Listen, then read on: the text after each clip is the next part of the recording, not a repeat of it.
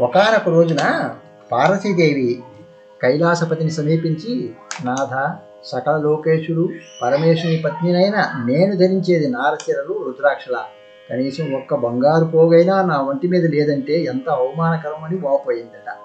అప్పుడు ఆ భక్తవశంకరుడు నందీశ్వరుని పిలిచి, భూలోకంలో ఎవ్వరినీ మోసగించకుండా కష్టించి పనిచేసి ఆనందంగా బతికే వ్యక్తి దగ్గర నుండి ఒక్కటంటే ఒక్క రూప తీసుకునిరా అని ఆజ్ఞాపించాడట. అటువంటి వ్యక్తి కోసం వెదగ్గా ఒక మూటలు మోసే బండివాడు దొరికాడు.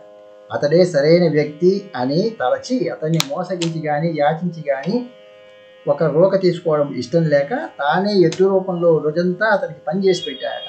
సాయంత్రానికి అలసిపోయేసరికి నందికి ఆ బండివాడు సపరెన్నో చేసి స్నానం చేయించి గ్రాసం పెట్టి సేద తీర్చాడట. మూగజీవుల ఏడ అతను చూపిన ప్రేమకు నందీశ్వరుడు పరమానందభరితుడై అతని వద్ద నుండి ఒక్కటంటే ఒక్క రూక మాత్రమే తీసుకుని కైలాసానికి చేరాడట. పరమేశ్వరుడు ఆ రూకను కైలాస పర్వత సానువుల్లోకి విసిరివేయగా అది మొలచి ఒక బంగారు తీగ రూపుదాల్చి బంగారు పూలను పూచిందట. పార్వతీదేవి ఆ సువర్ణ పుష్పాలను అలంకరించుకొని తానెవ్వరికీ తీసిపోను అన్నట్లు వయ్యారాలు ఒలకబోసిందట. అది కష్టించి ఆర్జించిన రూక విలువ అని మనకు తెలిసిన కథ. నేటి కౌన్ బరేగా కరోడ్పతి సంస్కృతి నుండి నాటి కృషితో నాస్తి దుర్భిక్షం తత్వస్థాయికి భారతీయ ఆత్మశుద్ధికి మనం చేయాల్సింది ఎంతైనా ఉంది కదా.